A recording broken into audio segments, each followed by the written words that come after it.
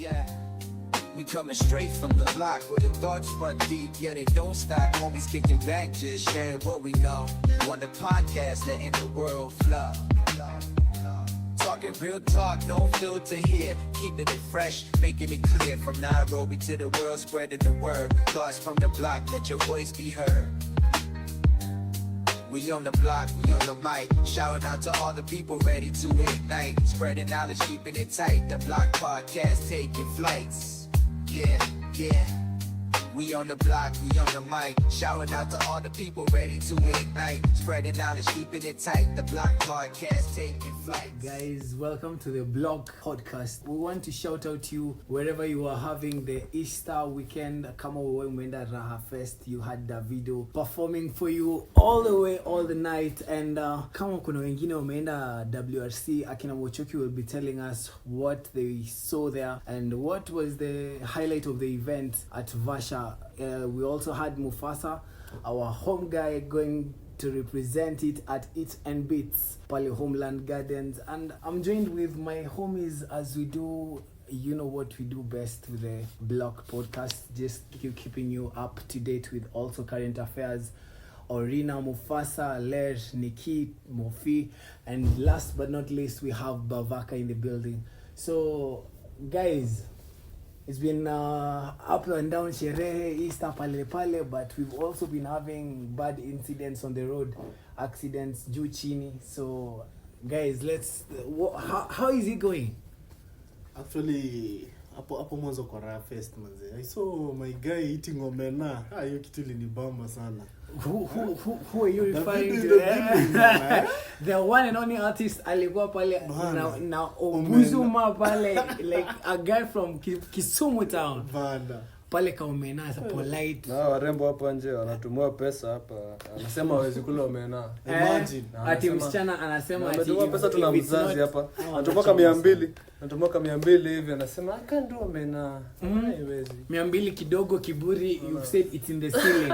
Yet the one and only African giant Davido aliketi pale na ugali na omena. Si African giant. African, you know, when we come to Afrobeat, we see Burna Boy is the African giant, but you know they are all giants in terms of being big names. Sure. We come all the way from one time. Wizkid was there as the performer. It came to Davido. Now it's Burna Boy's time, alongside a lot of artists in Nigeria, Kenyan artists. I think we also need to shout out ourselves and up the game to our point. PRCC tunasikiza internationally. Yes. So, Abovaka, you... And my question is, I heard that the story was, this girl was paid 56 million. Is it true? 56 million. I also saw it trending on X, is it true? But... say, bro, rate home say. But just only do kiasi. But you ni 500 Gs. A night, bruv. Bro, you ni 600 Gs. Ni do kiasi, but ni 600 Gs, alafu ni East African country. Like, unajua, si atukuangia tutuko so juu. 56 million, amnasema ni pesa kidogo. Hata si currency. Na juzi simple boy amefaint kwa 10 over 10. Na mnasema 56 million ni pesa kidogo. 56 million ni kidogo kama uko like one. But bro, hata atakuja piga tu hiyo performance ya 56 million. Anakuja tu hapa na nipiga for one hour pekee. So, guys, did you feel like the 6,000 that the regular person was paying to actually attend the event, was it worth to see the video for now? For me, I don't think so. It's worth. Me ilikuwa fit lineup bro, ilikuwa best kidogo, lakini either way is I don't feel like can event or when purposely for that one person. End of For the the experience. like it's all. And you know events. It's the whole package. I don't think ingekuwa Davido peke yake. I don't think watu wangeenda. Hebu tell us the list. I don't think. The lineup ilikuwa watu Okay, we will get down to Raha Festival. $56 million. 56 million? He's getting his facts right. We also pale WRC, it's been this time around, I think Davido's event made it like a split, and also given that watu ni Easter, many people go to see their families. So I felt like this time around ni kama kutakuwa na traffic like last year and the year before about WRC. Actually, I think this time haijakuwa hyped like hata actually people are saying haijakuwa hyped sana hiyo event ilikuwa still plus hata ukiangalia from the videos that we are seeing online wase nikawa kukuwa na wase I don't know ndio watu wamesema the first thing tungeona ni traffic jam. You're gonna train. Exactly, like last time we had traffic jam. Na pia also like there are always videos going viral about how people are having sherehe. Today I think is the last day and I think this Easter also Wakenya wengi wameenda kuona familia, or is it also people arguing it out that pia it's the hard economic times? Do you feel like that also holds hard economic times kitu gani? Na unataka elfu sita kuenda regular. Na unasema anaenda kwa hivyo ni mtu ajiongelea sema mimi sina pesa. Kuna watu wako na pesa huko nje. Zenye zikuwa hype Easter na WRC. Haikuwa hype. Hata hiyo fest haikuwa. Hata hiyo fest this time imekuwa hyped otherwise. Mimi nilikuwa naona hapo memes za napata for $23,000 for $23,000. Unaona ni dofiti. Hiyo ni dofiti. Rate yake tuseme ni kama $1 million. But huko ni marketing. Bro, okay to me unafaa consider for umsekienda huko mayo for the video ama for the video. Bro, mimi consider this in African country. Si hatuna anaenda huko ma first world bro ana collect tuseme $1.5 million ama nini. Unaona? But sasa huko anakuja naangalia ni watu wangu na bado wanamsaidia. Hiyo ndio kama the fan base. Exactly. Because I also feel we hold a very large amount of space in terms of internet. Internet ama trending a bigger thing. YouTube. Australia iko na nini sana. Kama wewe ni una follow up watu. Wase wengi wanaenda Australia late. Wase kama Mkuru ilianza na nani? Ilianza na MC Gogo, Anjugush actually. Alafu Gogo na Daffy had a tour the same states hizo Melbourne nini but alafu pia kuna like Abel Mutua ameenda kufanya show. Do you think like kuna traction kubwa ya marketing side ya promotion of events side? You know maybe kama wana but I guess pia Wakenya wengi wako huko. Wakenya wengi wako alafu kuna do. So na bro true actually Wakenya wengi sana wako Australia. Wanaendelea kwenda Australia. So we will get down to that and maybe when can I talk about something first? Okay, kwa hii mambo ya wasanii nini na nini mimi nataka kuingia deep kidogo, si ndio? Don't you think hiyo kuona Davido analipo hiyo do yote na wasanii wetu wakieka kitu these people pesa yenye wanalipwa honestly speaking do ingine ya madharau sana MCSK like tukieka show sisi I feel like also the artist when you're saying it's like it depends with actually your fan base because I look at events maybe Sauti Sol are the ones who pull the numbers the decent events something utaenda upige sherehe ujaibiwa simu but you know Kenyans usually have that perspective of if it's not an international artist who's on stage hawataki kutoa pesa exactly. So on to the last event that I mentioned earlier was Eats and Beats Mufasa the Mufasa in the building tuambie ilikuwa aje how was the turn up and maybe what goes down in Beats and Eats or Eats and Beats manze kwanza nianze hii hata kama mtu anasikia mimi sijalala tangu Thursday my guys but anyway it's all for success. I've been doing events for like around sleep is for the wicked. True but nimefanya event 6 years now nimekuwa kwa hiyo game but jana kulikuwa na event but if ni unaona hiyo mvua ya kushtua watu but otherwise I was at the venue at around 6 am. I was supposed to do setups for the stage and sound but we did a sound check on Friday. The event was happening on Saturday. That was Kajana. So basically we had a couple of entertainers because that is a small event platform but an event kubwa though ni vile tu like ina grow up. So basically It's and Beats is an event of chilling, vibing, music, so artists, small like this minimal artist. If I was to ask who are your target audience, do you usually is it an event tunafaa kuambia the people in campus to come to, people who are working once was there, what audience is your actual target for the Eat and Beats? Okay, the target audience is not like varied like at least it's a specific group of people inaweza kuja nini because there nili find out that it's not only for like watu wameenda Easter. Me found even kulikuwa na wazee sana walikuwa huko, so it's all about what people come juu in like these events kuna watu wengi wanakam and they want to sponsor the event like wanataka kukuja wajue nini kunaendelea, how the event is going, as a sponsor, as a chip in nini umefanya nini, anataka kuona like how you can do your work, then they come the sponsor. So basically haina bracket, anyone can come. So anyone who wants to check out maybe how the event went down, The Mufasa was there. You can check out his IG handle on The Mufasa, and probably will follow up on how that event went down on the Easter weekend. So Leo, I don't want to get to football because yesterday was bad for Manchester, even though you know. Oh, I loved it. But since najua my haters ndio wamejaa kwa hii platform, I won't give them a chance to even give a highlight of yesterday's games. But so Manchester is quiet. we are Manchester is blue, man.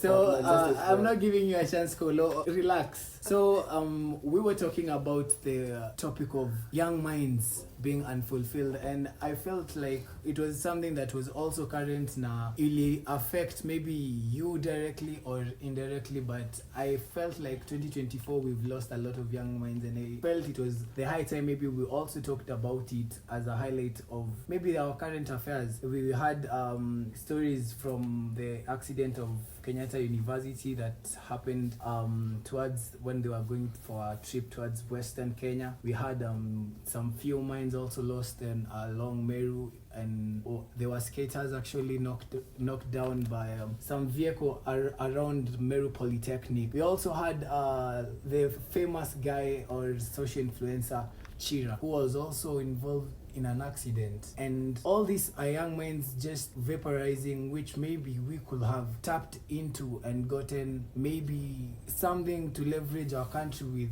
in terms of economy, in terms of workforce, in terms of talent, in terms of a lot of things that the youth come with. So the question we're asking today is, who is really responsible for it? Who do you feel that tunapoteza wasi wengi kwa hii country na ni kama hakuna kitu ina happen? So wewe unafikiria blame ni nani? And that's the topic I want to bring on the table for you guys.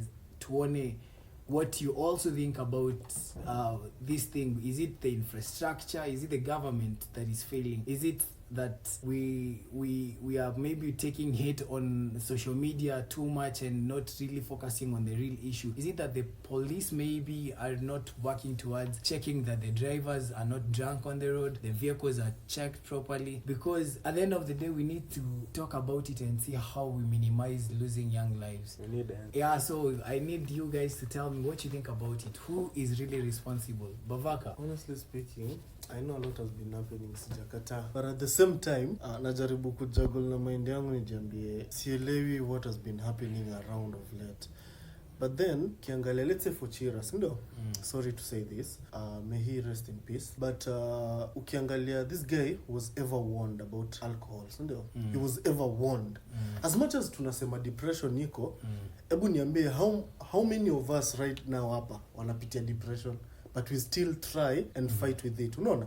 But then sasa mimi utaniambia kila sana kuambia story na drugs na kuona kuambia stop, punguza hii kitu, but then unaongeza na ukiangalia kasa hizi Kenya iko ranked 5th among African countries with the highest number of depression cases, with at least 25% of the population being affected. Yeah, I remember also that when it comes to depression, there was this chika some time back who stood against a politician and alimuuliza, do you know actually the medicine that it is, do you know, can you even recommend any antidepressant? Because she felt like they were first frauded, and hii pesa walikuwa wamesave ndio watu waende watoto wao. Story was the issue. Yeah, you can imagine. Yeah, but right now, where is the issue? That time the government also was saying we will look into it. The president actually had to address the issue, and he said that if any person from the government has taken money that belongs to parents or schools, they take it back. And he was to, but says your story, we moved on. The same stories that were there are the still same stories we're singing up to now. So, Bavaka, on your issue, when you summarize that point, who do you think is liable? Do you say that it was Chira's issue to be alcoholic and whatever? I don't think kuna necessarily kuna ule mwenye kublame per se. Exactly. Mimi naona sahi time yetu ni completely different na kitambo kidogo. In terms of kila kitu venye change, infrastructure, health, your medicine in terms of health, yani kila kitu basically. Unaona kama wazazi wetu ama wenye walikuwa before sisi, wao ilikuanga most likely unapata wase wako na lifespan kubwa sana. Asi wanaishi to their tumeka maximum ama almost to their full potential. But sasa siku hizi kuna a lot of factors zenye zimecome into play. So wewe una generalize your issue towards just generally, you don't have a specific stand to say at it is you feel like there is this industry that is failing to this point and that's why we are losing these minds at a high rate. No, my point is there are many factors affecting wase siku hizi. Like siku hizi death kuna venye ni naweza sema death ni accessible rahisi in as much as your phrase ni mbaya. Because siku hizi factors ni mingi sana zenye zimecome into play. Unapata tumeka before hakukuwa na marudi fiti ama kitu kayo, so unapata hata the mode of transport yenye wasa na choose tuseme labda ni kutembea ama wewe kitu hizo mavitu convention hizo kitambo kidogo. Let me stop you there Mofi, because I remember when we were still discussing this issue about, for example, the sad story of Kenyatta University, where we also lost a friend. Let her soul rest in peace, Oslo. And I remember watu walikuwa wanasema ati people did have their own assumptions on what really went down, but most of you guys mlikuwa mnasema maybe I'll make sure I have money to take my kid privately, maybe the driver, maybe if but we were also arguing, was it fate or was it recklessness? So at the end of the day we felt like we were blaming more, not really maybe infrastructure plus maybe the state of the driver, of which we are not sure, so we will not get down to that. But if maybe we will argue, maybe if there are 4 lanes and there is a barrier in between the road, maybe if it's a one-way road all the way to Kisumu or all the way to Mombasa or whichever way that we usually have a lot of trailers, heavy vehicles, will it have reduced the number of youngsters you're losing on the road, for example? But I guess a lot of traffic police mapolisi wako more into corruption kuliko, because these days we have to say it out, it's sad but it's become a business. You find gari yenyewe, the emission it's giving on the road unashangaa imepitia wapi. But it's because we've seen a culture of corruption growing, whereby every day it's just a norm. We'll see people, I don't want to get deep into that, but we all know the drill. Kenyans wanajua what happens on the roads, and this is also part of why these things are happening.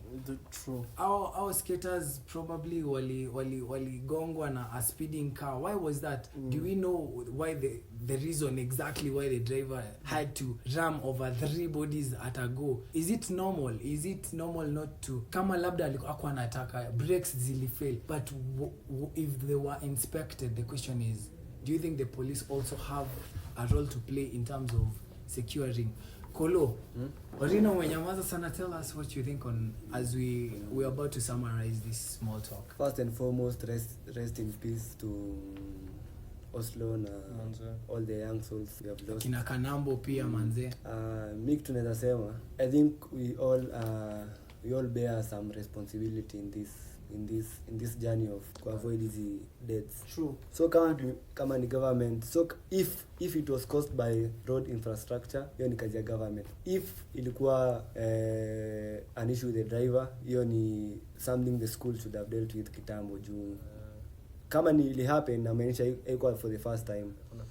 Yes, because we also had Pwani University some time back, the same incident. So kwa hizi vitu zote zina happen kwa society, like sisi wote tuko na responsibility. So for every like death that happened, kuna like people wenye wangefanya kitu iko avoided. Okay, so I think also just to summarize it all, we do not have a specific answer to why, but we've given, I'm feeling like Orina, you've just said that maybe we should look at all angles, and every angle or the situation that happened comes with a reason, and that reason is what we should learn from, and not let another incident occur or recur again on the same instance. So as we conclude, Ler, I just want to bring this question to you because what do you feel that is the right action towards, okay, accident imefanyika, But we never also talk about the aftermath of that. What is there compensation? Should there be compensation if it is the government that has failed? If it is an accident caused by someone, what really is the aftermath? We should maybe direct ourselves towards. Well, maybe from whatever mmeongea na whatever tunaona, first of all, rest in peace hizo souls hao watu wote wenye walipass. Hizi situations za accidents, I just think that kuna vitu mingi our government inaweza fanya obviously, but it all comes down to our personal choices and our diligence, unajua. So if for example, venye umeuliza, if the accident may happen like now, kunafaa kuwa na an organization which iko responsible for checking on the families, and if at all there is, how effective are they, unaona. So wanafaa ku deal with the families, kwenda call directly, to celebrate the life of the child, unaona. Si kwenda tu kusema oh you've lost your child, we are sorry, the government recognizes you pekee. Hiyo si enough. Na pia kama ni kuwasaidia with money, unajua. So yeah, that's an insight. Maybe I think also not only the government should come in, but also the body of the institute per se. If we were to look at those incidents, maybe it should be an collaboration maybe between the university and the government, because also the university had a role to play to make sure that everything is in check. You need to check if the car was okay. If I don't want to say I'm blaming any side, but I'm just saying we all need the whole system to be in check so that we minimize on these losses. Yeah. So also another thing, I also think that ama question, mbona universities zisikuwe na like as a more centralized mode of transport instead of kukua privatized, in that the same way venye shule basi waliambiwa pake yellow, unaona. Drivers na whoever na drive hizo magari wakuwe regulated na a larger body, an independent body outside schools, kama ni every county ama in a whatever. Unapata hata tuseme pasemi hivi wanapigwa shifting unaona sasa wanaweza move, wanavetiwa. Cause ukipata mse mmoja shakuwa comfortable kwa hiyo position bro, ina lead unaweza pata anakuwa incompetent hivi, but sasa anajiona na hasa hapo kwa anawekwa hapo. Bado anapata. So wanafaa wafikirie such things that to mitigate hizo situations. Juu ni easy sana na hasa wanapuuza tu. Yeah, so I think that's gonna be as we wind up, Orina, I'm gonna give you just the sec to tunaweza sema ni we can't get the right answer to whatever it's happening. So mi naweza sema tu kila mtu the life and unaishi, make sure unaishi life yenye hata god forbid the next day like udedi usikuwa na regret kitu yenye umefanya jana, like ni kitu ili satisfy your soul na uko happy about it. Yeah, lead a good life. Just live every day usikuwe na regrets. Nanyi mnatoanga happy regrets man. Regrets ni necessary. Tell me tu kweli. Regrets is an expensive lifestyle that I can't afford. It's true. Siwezi.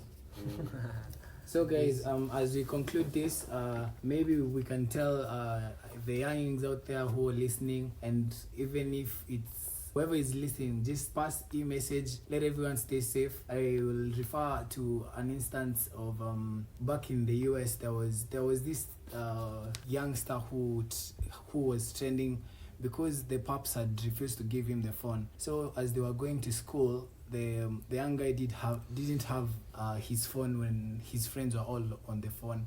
So he was looking at the environment, and what happened is that the driver blackout. I think he was going through something, and the young guy did notice, and he's the one who went and stepped on the brakes and stopped the bus. So to some point pia tukua tu in check na dere, usitake dere kubebe ovyo ovyo ati ana overtake venye anataka. Ongea, mwambie you've paid this money and it's either you refund me or you drive the way I want you to drive. But usiache ati ukimbizwe ni kama ni gari ya miraa, haiwezi nayo. So guys, stay safe. Shout out to everyone who is still listening to us. This podcast was dedicated to our youngings who we've lost, and to our KU comrades who we lost, RIP, to Meru Polytechnic who lost their comrades, RIP. And guys, the last word tukifunga on this issue of young bloods. To make sure like mi vile tu nitasema tu like tusikuwe na regrets, ishi venye like kila siku unafanya kitu ina satisfy your soul, juu pia death hatuwezi hepa like death sana, siku yako nikifika imefika. Okay, Orina, so that was Orina. Live life like there's no tomorrow, but be safe. Nikki, he's a man, mi sina kitu kusema. Stories are dead, me I'm silent. And labda kaa tungekuangalia ndani ndio tungejua kenye unasema, but just say something because there's someone who is listening to this, and if you tell them hauna kitu ya kusikia na labda wanataka kusikia what you will tell them, just kitu moja tu. Death ni unavoidable mazi, accept it hivyo tu. Wezi cheat death, wezi fanya anything hata kama it's your time. It's your time. Sasa hiyo ni kupray God isikuje mapema. Okay. We pray for young life, we fulfill our dreams up to at least the time lifespan ya human imekuwa achieved. Bavaka, kuongea ukweli, mimi nasema hii maisha yenye unaishi saizi ishi na impact kubwa kwa wase. Unaona? Kuongea tu ukweli, as much as we all knew Chira venye kifo chake uliona kitu ilileta. Kuongea tu ukweli, it was a very big impact. Hata mimi singeamini about all that kuchangiwa paka 8 million. We have seen a lot of our socialite wamekufa, but we have never seen such a thing. And ukiangalia mtu kama Chira, me by the way, kuongea tu kweli, I've talked with Chira more than thrice. Unaona? Na hiyo ilikuwa tu business, nothing else. Unaona? So the last time we met tulikuwa tumepatana hapo Ruaka, alikuwa na buy kamnywe so bad, unaona? But then kuangalia tu kweli, nikiangalia venye amededi na ile impact ameleta kwa life ya wase, kuongea tu kweli venye tu Orina anasema, ishi maisha. Manze, don't fake, ishi tu venye uko na tutakuzoea hivyo. Juu hiyo kitu mimi naweza sema tu saizi palichira yako, as much as amededi ama nini na nini, anaweza simama semenyewe mimi nilikuwa msee wa watu. Amehelp us. At least he's impacted positivity in the youth power. Yeah. Kuna influence ameleta. Let's not talk about probably kitu Mr. Whips angeongelea kwa hii stuff, but let's focus on his positive side. He was a young talent, na I feel like despite of people always judging him on in other aspects of which I won't mention in our podcast, but kuna ile motive, he was a go-getter. Exactly. Because if he was living with a grandparent and he used to still impact them with wisdom, he was the breadwinner at the same time as a youngster. I think we need to really recognize this guy, because even he was shouted out by this Tanzanian bongo singer. I can't remember, maybe tutarudia baadaye, but as we conclude, the Mufasa. My last remarks are I repeat to Chira and Oslo and all the like souls that have departed, and I wish to thank you guys for this kind of topic. I hope you guys are going to be impacted with this, and avoid death. You can avoid it on your own way. Because I feel like mangi hapo ni kama umetubeba si wote man. You're carrying us baby. Because you know you can never let me tell you, if anyone knew they are going to die like tomorrow, unajua hiyo si ile ati diagnosis ati umekuwa mgonjwa unaambiwa you have this lifespan. This is road accident imekuja, you just see it ikiwa hapo. So I think what I can say is that it's good to check on your friends. That's one thing I've learned in life. Yes. Check on your friends. Check on your friends every single time, and ensure that hata ukiangalia best yako unamjulia hali, unajua vile yako, and unajua tu venye like state yake of health. And one thing I wish to say is state of mind and mental health is essential and important. Very well said.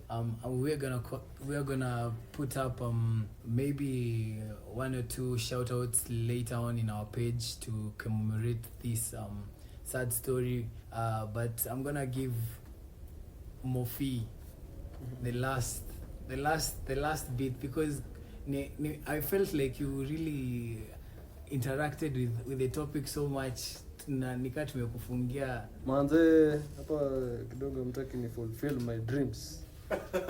But anyway, unajua kiendezambia wase kwanza wenye tuko age gap moja ama tuko wenye tuko almost all youth, regardless the age. Yeah. So like tunafaa tuishi in the present. Mse kuishi live in the past, live in the future, way bambi. Mse kila time anafaa aishi akiangalia leo. Ukifikiria sana unafikiria kesho. But all the same, consider what you're doing now, because whatever you're doing now itakusaidia itakusaidia tu hivyo mdogo up to the future, na itakusaidia huko nyuma. Na last but not least, tuacheni miadarati vijana. Sawa, simple boy. Watu waache. Sura inakubali. Yeah, so guys, stay away from drugs, stay healthy, Stay in school, stay in school, Stay in church. meditate. Stay in church. drink a lot of water, by the way. Hapo kwanza kwa maji. Pray to God. Now speak out. And Speak God, out. Believe. make sure God is a constant. Na uamini Man City wanabeba ligi. Hallelujah. So Labda guys, 21 and so guys, thank you for being with us. Don't forget to hit the Yeah. We coming straight from the block where the thoughts run deep, yeah they don't stop. Always kicking back, just sharing what we know. On the podcast, letting the world flow. Talking real talk, no filter here. Keeping it fresh, making it clear. From Nairobi to the world, spreading the word. Thoughts from the block, let your voice be heard. We on the block, we on the mic. Shouting out to all the people ready to ignite. Spreading knowledge, keeping it tight. The Block Podcast taking flights. Yeah.